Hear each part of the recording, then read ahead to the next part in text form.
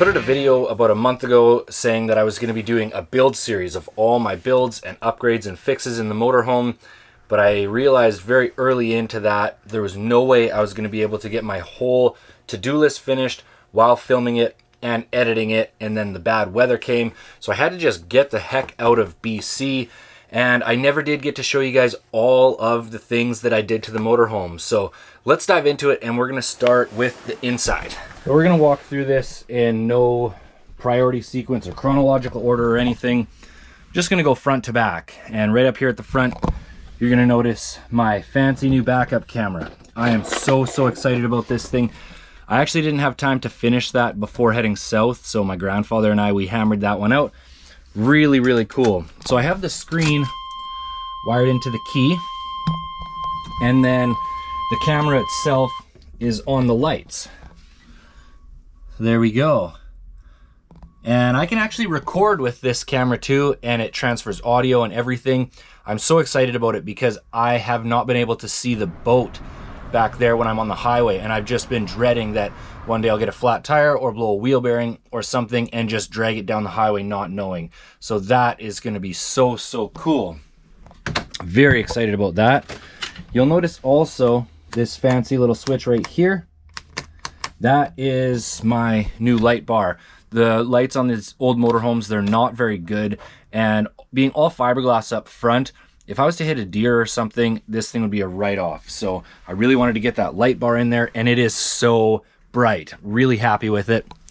Another one that to most people, probably not a priority, to me, it makes a world of difference, especially when you're spending hours and hours on the road.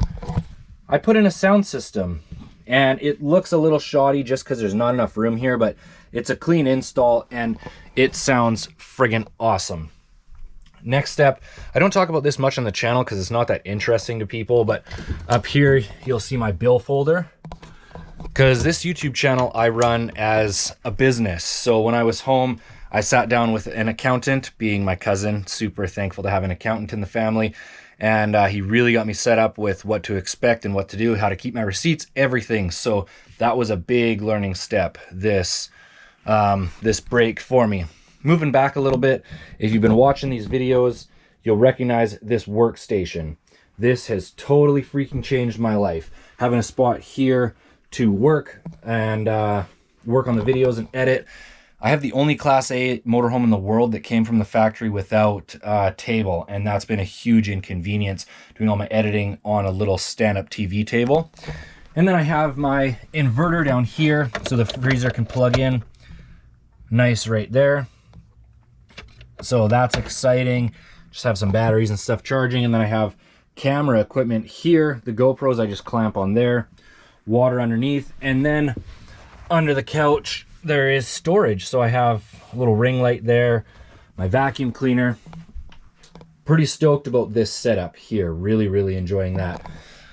I'm not going to go over the builds that I've done in previous years. Like, I did a full gut and rebuild in this motorhome. I'm not going to dive into that in this video because I've actually covered it in another one. Coming into the kitchen here, I put in this backsplash. Had some help from a very close friend, which was amazing. Really happy with that. And then this little piece here, I put in, this I'll cover here just shortly. Coming back here, let's skip the bathroom for now. I put in these lamps, which I am really excited about.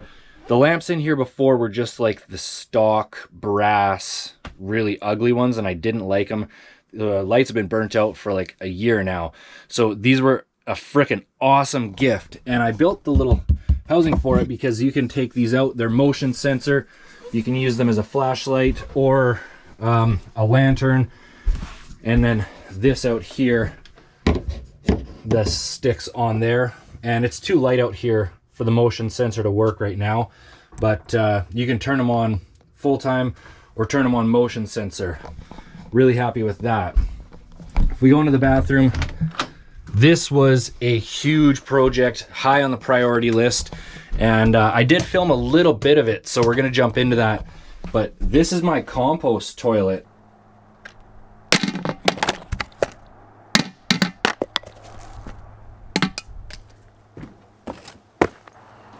Today's the day. the project that I have been absolutely dreading, and that of course is the compost toilet build.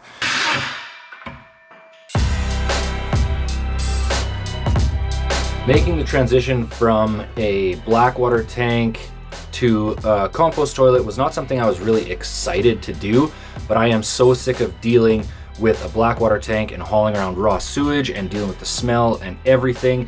And everyone I've talked to that has compost toilets or videos I've watched online, people swear by these things. So I decided to seal off the blackwater tank and build the composter.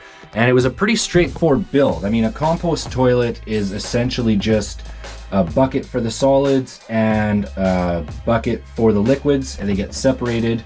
And this one turned out really nice. It was a little bit challenging just because of the angles, but I'm gonna show you guys what I did in here. Don't worry, it's all clean, everything's good to go. That's the business end of this thing. Solids, liquids, obviously. You tilt this up, and I'll show you, I put an S-trap down here for the liquids. So when you use this, you put a little cup of water afterwards, and it has a little trap that holds the water there and keeps all the smells out. Because I see a lot of people, they build these things and they have like a water jug right in here, and I don't really like that idea. So I have this piped through the floor and to a jug in under storage. So that turned out really good. This is just old kitty litter box actually. And then I have this computer fan down here that I'm powering off of the power actually that goes to these lights up here. So that vents out and then goes outside. I'll show you guys the vent outside when we get there. Side note, the solids all get covered in peat moss, which I have stored in this cubby right here. It's cheap, it's readily available, and it works great. Just forgot to mention that while I was doing my walk around. I have also put in a brand new diesel air heater over beside the bed there. I was having problems with my I haven't announced it yet, but all of my heating systems in the motorhome have now quit functioning for whatever reason. I don't know, but it got below freezing last night. I could feel it. I have this little alcohol stove, but being up in those remote communities, I ran out of alcohol for that. My heater on the dash here quit entirely. Ended up being two different problems. I had to replace the blower motor and then rewire some of the inside of that. So that was unfortunate. I just froze my butt off for the last month actually of my travels north. So put in a brand new diesel air heater, but I'm actually having problems with that. Unfortunately, the pump, I keep going through pumps. So still diving into that. And finally, I painted the walls, which is so nice. That's a job I've been procrastinating for so long, but the walls look like crap because last spring when I hit the road, it was a brand new paint job on these. She took on a lot of water and all my paint got ruined. So happy to have that one done. Let's check out the outside.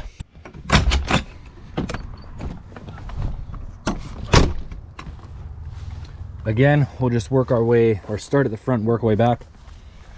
Light bar, and this spring I put in brand new airbags in my coils, and the lines have been on the bottom of the bags this whole time, so I rewired them up, or I re-plumbed them up here, which is so nice. I don't have to crawl underneath anymore. New wipers, not really that big of a deal. Brand new oil change, that was nice. I had to get this window replaced because if you remember the first episode of this year heading north, this window got shattered and it was taped up all season. So that's brand new, really excited about it. And if you remember the first build series, I talked about the front end rebuild. Rebuild the front end. That's a big one. I filmed a little bit of that, so let's dive into it.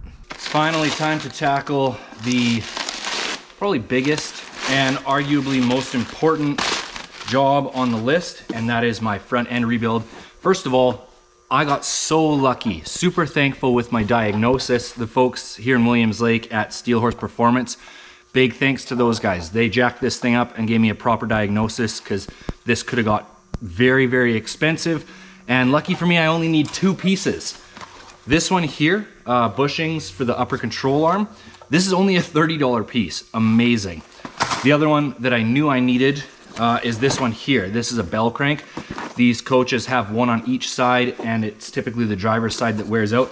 This is a $540 piece, so I was really nervous that I was gonna have to do both sides and then the idle arm and everything as well. But just the driver's side bell crank. And GM doesn't make these anymore. There's only one company in the world that actually makes them. That's Super Steer. So if you guys have an old coach like this, you have some really wobbly steering, look into this piece. Comes with a lifetime warranty. Also not a sponsor. I had to pay full friggin' price for this thing. But got everything you need right there. Let's dive into this.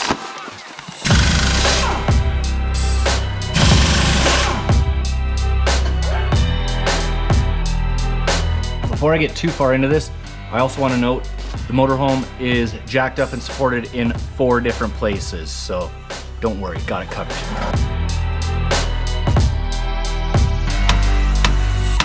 This ball joint here, it's perfectly fine actually, no play in it, but it's from the factory.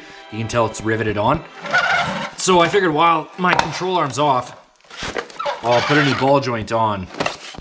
And I called town and they had one in stock, so.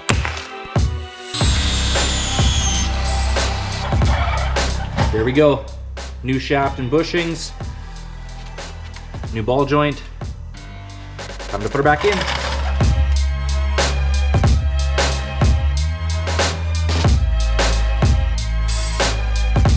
I am over the moon excited. Check this out.